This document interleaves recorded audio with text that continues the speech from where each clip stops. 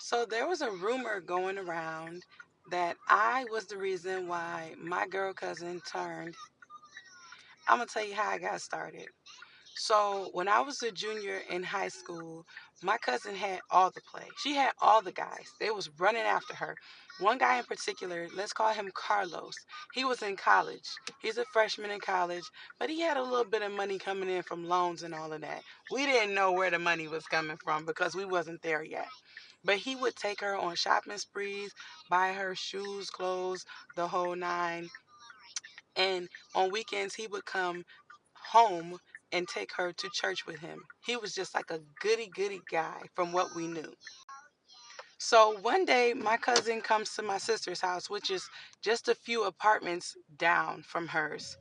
And she tells me what I've known ever since I met her when I was like 9 years old, that she is, not only is she, but she's got a girlfriend. This girl named Melissa, they've been talking for a while. She wants to be with Alyssa. She does not want to be with guys anymore. And she's not going to be with guys anymore. In particular, she doesn't want to be with Carlos. But Carlos will not leave her alone. He's feeling emotional about it and he thinks that she's making a big mistake. Now, back then, guys didn't take women seriously when they said that they was, because it was a joke to them. Keep in mind, this is 2011. Not only did guys not take women seriously when they said they were, but family members were sometimes very, very, very, very, very uptight about you being. In fact, so much so, they were still thinking that it was a symptom, like it was something that needed to be diagnosed, like some type of disease, not just you were born this way. So keep that in mind. But not too long after my cousin tells me that her and Alyssa gonna run off into the sunset, I get a long CVS size receipt message on Facebook from Carlos. Carlos is telling me how he loves my cousin. Let's call her Margot. He loves Margot so much, and she is making a big mistake, and no, she's not like that, and if he did something wrong, she needs to just tell him what it is.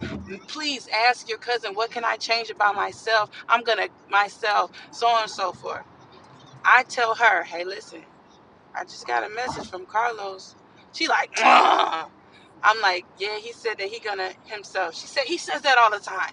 I don't want to be with him. I'm not about to be with him. Ain't nobody gonna make me do something I don't want to do. I done made up my mind. I am who I am. I said, period, flat out. You know what I'm saying? I'm not trying to force nothing on you. He just in my message. She's like, I don't care. I don't want to. I don't want to talk to him. So boom, like a month goes by, and Carlos and I are talking to each other. It goes from him asking me to talk to my cousin to him talking to me about my personal situation that had just happened. Apparently, Margot and Carlos used to talk a lot about my personal business. One thing in particular came up that I was dating this guy. It was like my second boyfriend ever in life. And he took my card and he had some baby mom drama or something, whatever it is, and he dipped out on me. He just played me to the left. Margot told Carlos this. So it's the interesting thing about it is the more I talked to him, the more he would tell me the business of mine that she told him. So if I did ever feel any type of guilt toward like conversing with him, it was immediately alleviated. And I'm pretty sure that was intentional on his part. So about 3 months passed with he and I talking on Facebook Messenger.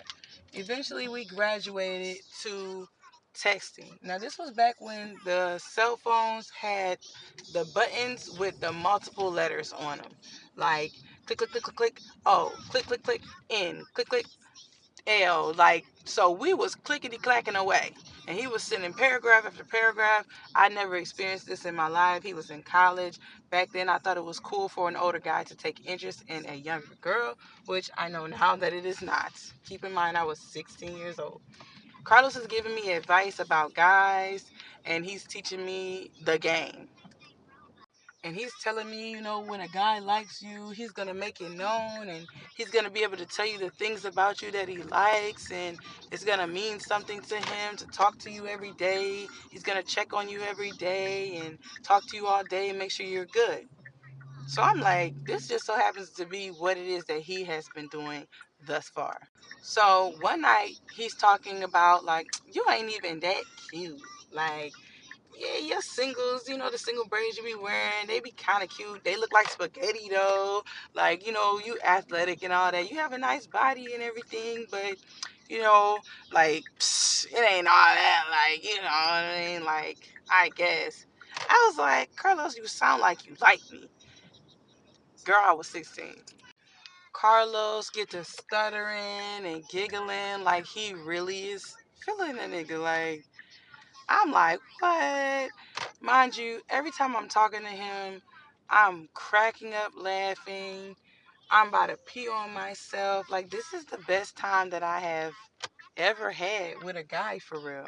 I mean, one of the only times, but nonetheless, the best time. So he and I are getting to the point where we went from Facebook messaging to text messaging all day to talking on the phone to each other all night and text messaging all day. And girl, I'm feeling special. So one day, Carlos says, fine, you're going to have to tell your cousin about us. You're going to have to tell everybody about us. I'm not about to keep being a secret. He's saying that he wants to decide on a date for our anniversary. We've been talking for, I think it was about 6 months by then. And so I pull my cousin aside and I tell her, you know, remember when I told you that Carlos wrote me the message on Facebook? And she's like, what, you want to talk to him now? I was like, who told you that? She was like, I don't know. I don't know. She's like, I don't care. She's like, I don't like him like that. You told me y'all was talking to each other. I just figured, maybe y'all was getting ready, start something. I was like, you don't care? She's like, I told you, I'm, I don't like him like that. So I'm on cloud nine. I'm like, wow, okay, cool. She like, anyway, back to about me and my girl. So we talking Kiki and da da da. One day in basketball practice, now my cousin, she's a jokester. She's always cracking on somebody, making jokes and stuff like that. But this day in particular, she's being very cruel to me, like cracking on my hair. Like I had this sew in that I did with like my mom's color weave, and my mom's color weave is like sandy brown. It didn't fit my hair. And she's roasting my skin color, talking about I look like a hot dog and all this other stuff. And I'm like, what is your problem? I finally break and I'm like, what is your problem? She's like, I'm just playing. I was like, no, you have a problem because you're doing too much. And she's like, you know what my problem is. I said, I really don't. So that same night, she calls me on the phone. I'm thinking maybe she gonna clear up whatever the issue is because I don't get it.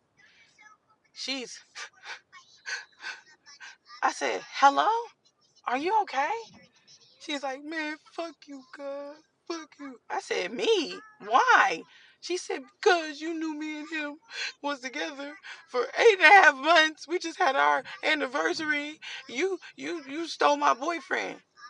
I said, no, I didn't. What are you talking about? We just talked about, shut up, shut up. No, you gonna listen to me talk. You gonna listen to me talk. I said, okay, go ahead. I'm shaking like I'm shimmery timbers. I'm shaking, bro. I'm like, I didn't know that I was, I didn't know. I didn't know. I didn't know. And that's all I'm saying. I didn't know. I didn't know. I'm about to cry. Then I hear her mother, my father's cousin. She's an older woman. That's her daughter. Margot is my father's cousin's daughter. And I hear her mother in the background say, tell her how you feel. No, don't hold back. I'm like, Deborah, why is your mom in the background? Part two. Part two.